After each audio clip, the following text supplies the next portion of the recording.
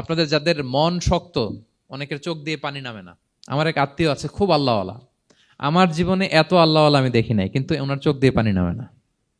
বারবার এসে আমারে বলে যে মিজান কি করবো বলো, তুমি একটু মোনাজাত ধরো। আমার মনে আছে আমি ওনাকে নিয়ে মোনাজাত ধরতাম, তো ওনার কান্না আসে না চোখ দিয়ে। এত আল্লাহওয়ালা, খুব ভালো মানুষ, কিন্তু চোখ দিয়ে পানি নামে না। এটা অনেকের হয়, নানা কারণে হয়। তো আল্লাহর হাবিব সাল্লাল্লাহু আলাইহি ওয়াসাল্লাম বলেছেন, কারো যদি চোখ দিয়ে পানি না নামে বা হৃদয় নরম না হয়, তারা যেন এতিমের মাথায় হাত বুলিয়ে দেয়। এক সাহাবী এসে বলেন, ইয়া রাসূলুল্লাহ, আমার হৃদয়টা বড় শক্ত, হৃদয় নরম হয় না। রাসূল সাল্লাল্লাহু আলাইহি ওয়াসাল্লাম বললেন, তাই? আতুহিব্বু আন ইয়ালিনা কলবুক, তুমি কি চাও তোমার হৃদয় নরম হোক? ওয়া তুদরাকা হাজাতুক, এবং তোমার আশা পূরণ হোক? তিনি বললেন, হ্যাঁ। তো রাসূল সাল্লাল্লাহু আলাইহি ওয়াসাল্লাম বললেন, ইরহামিল ইয়াতীম, এতিমের উপর রহম করো। ওয়ামসা আলা রাসি, এতিমের মাথায় হাত বুলিয়ে দাও। ওয়া আতইমহু মিন তুআমিক, তোমার খাবার এতিমকে খাওয়াও। তালিনু কলবুক, তোমার অন্তর নরম হবে। তুদরাকা হাজাতুক, তোমার ইচ্ছা পূরণ হবে।